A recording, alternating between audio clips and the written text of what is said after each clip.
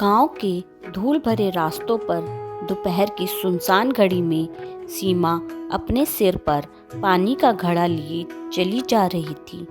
सूरज आग बरसा रहा था। तभी सामने से एक वृद्ध कांपते कदमों से आता दिखा। उसने थरथराती आवाज में कहा, बेटी, थोड़ा पानी मिल जाएगा? क्यों नहीं बाबा, लीजिए, पानी पीजिए। सीमा ने बिना सोचे मुस्कुराते हुए घड़ा उतारा और पानी पिलाया। प्यास बुझने पर बुजुर्ग ने सिर पर हाथ रखकर उसे ढेरों आशीर्वाद दिए और आगे बढ़ गए। घर पहुंचने पर सीमा चौंक गई। उसने देखा वही बुजुर्ग उसके पिता मोहनलाल के साथ आंगन में खाट पर बैठे पिताजी से बातें कर रहे हैं। पिता ने उसको देखते ही हंसते हुए कहा, ले भाई, गोविंद प्रसाद आ गई मेरी बेटी। इसी के बारे में पूछ रहा था ना। बहुत ही होशियार बच्ची है। बस मेरी गरीबी और इसकी माँ के न रहने के कारण इससे इसका बचपन छिन गया। आ बेटी, मिल, ये हैं गोविंद प्रसाद चाचा, मेरे बचपन के साथी। सीमा ने सर झुकाकर प्रणाम किया और फिर अंदर चली गई।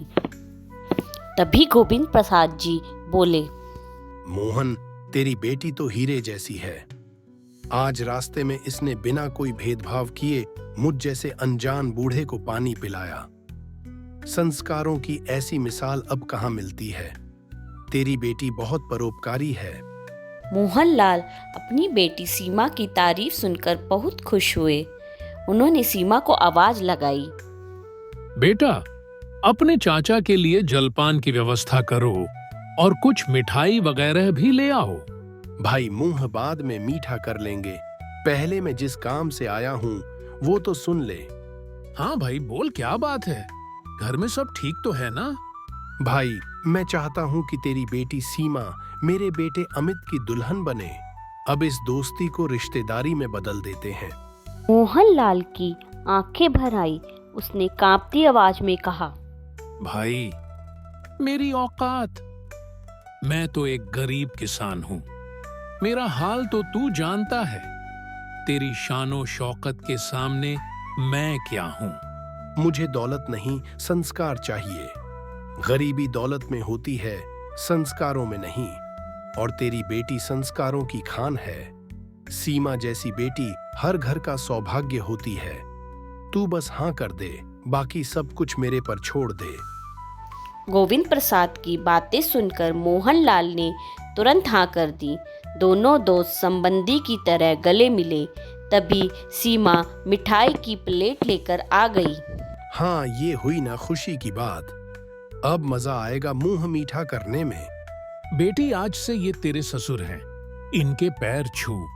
सीमा जल्दी से पैर छूकर शर्माते हुए अंदर चली गई। भाई, तूने तो यह रिश्ता तय कर दिया, लेकिन क्या तेरे बेटे को यह रिश्ता स्वीकार होगा?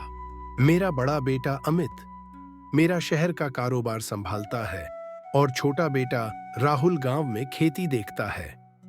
मैंने अमित से शादी के बारे में पूछा तो वो बोला, पिताजी, आप अपने आप देखकर मेरी शादी कर दो। हाँ भाई, बड़े नसीब से मिलती है ऐसी संतान जो माता पिता का सम्मान करे। बस अब तू चिंता मत कर, मैं शादी का सारा इंतजाम कर लूंगा। अच्छा, अब मैं चलता हूँ। गोविंद प्रसाद जी के जाने के बाद मोहनलाल ने अपनी बेटी सीमा से पूछा, बेटी, मैंने तुझसे पूछे बिना ही तेरे विवाह का निर्णय ले लिया। तू खुश तो है ना? पिताजी, आपने जो भी फैसला लिया होगा मेरे भले के लिए ही लिया होगा। मैं खुश हूँ, पर मुझे एक चिंता है। मेरे जाने के बाद आपका ख्याल कौन रखेगा? मैं अपना ध्यान रख लूंगा। बड़े नसीब से ऐसा रिश्ता मिला है। गोविंद प्रसाद को मैं बचपन से जानता हूँ। उसके घर में तुझे कोई परेशानी नहीं होगी।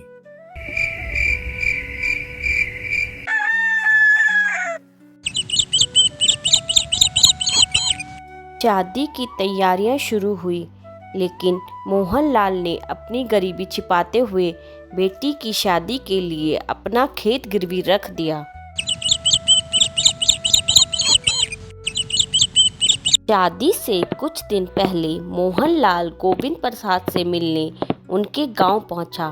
जैसे ही मोहनलाल गोविंद प्रसाद जी के घर पहुंचा तो उन्होंने उसे गले लगा लिया और पूछा, भाई तू यहाँ आया है, जरूर कोई बात है, बता क्या बात है। नहीं भाई, मैं तो बस ये बताने आया था कि मैंने शादी की सारी तैयारी कर ली है। बस आप एक बार आकर देख लेना, जो बन सका मैंने कर दिया, कुछ कमी लगे तो बता देना। गोविंद प्रसाद जी ने तुरंत ही अमित को आवाज लगाई, ले भाई, ये है तेरा दामाद। मैं तो अपनी बेटी से मिल आया, अब तू भी अपने बेटे से मिल ले। अमित, मिलो, ये तुम्हारे ससुर जी हैं, तुम्हारी सीमा के पिता। अमित ने मोहनलाल जी के पैर छुए। मोहनलाल जी अमित को देखकर बहुत प्रसन्न हुए। भाई, एक बात बताना जरा, तेरे पास एक ही खेत था, तूने वो भी गिरवी रख दिया, उसी पैसे से सारी तैयारियां की हैं। तुझे मुझ पर विश्वास नहीं था। जब मैंने कह दिया था मैं शादी की तैयारी कर लूंगा, फिर तूने ये सब क्यों किया? माफ करना भाई, लेकिन बेटी की शादी के लिए कुछ तो मुझे भी करना चाहिए। गोविंद प्रसाद जी ने अपने छोटे बेटे राहुल को बुलाया और इशारे से कुछ समझाया। थोड़ी ही देर में राहुल कागज और कुछ रुपए लेकर आ गया।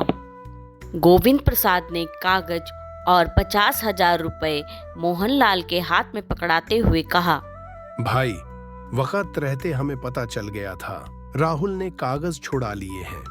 अब तू चिंता छोड़ दे, तेरी बेटी अब हमारी जिम्मेदारी है।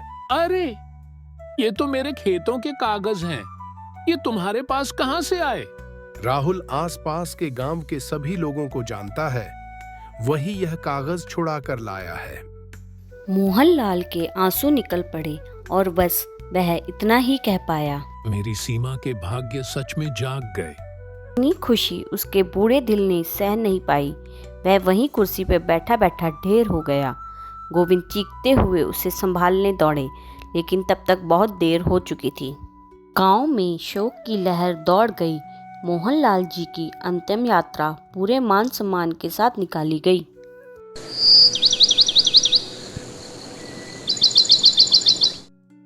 सीमा सफेद साड़ी में पिता के वियोग में डूबी बैठी थी जब गोविंद प्रसाद ने उसके सर पर हाथ रखकर कहा, बेटी, अब तू हमारी जिम्मेदारी है।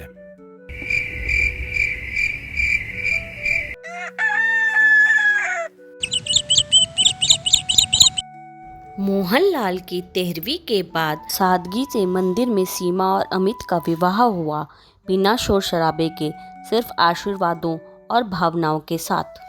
सीमा जब पहली बार अपने ससुराल आई तब गोविंद प्रसाद जी ने सीमा से कहा, बेटी, अब तू इस घर की रोशनी है। मैं वादा करता हूँ तुम्हें इस घर में किसी भी प्रकार की कोई कमी महसूस नहीं होगी। हाँ भाभी, मैं आज से आपका दोस्त हूँ। आपको किसी भी चीज की जरूरत हो तो बेझिझक मुझसे कहना। जब सीमा और अमित अपने कमरे में गए तो अमित ने हल्की मुस्कान के साथ धीमे से कहा, पिताजी कहते हैं तुम इस घर की रोशनी हो, लेकिन मेरे लिए तुम उस दीपक जैसी हो जिसने अंधेरों में भी उम्मीद की लौ जलाई। सीमा की आंखों में आंसू थे, पर आज वह खुशी के आंसू थे। उसे इतना अच्छा परिवार मिल गया था। अगर आपको मेरी यह कहानी पसंद आई तो कृपया मेरे चैनल को लाइक कीजिए, सब्सक्राइब कीजिए। धन्यवाद।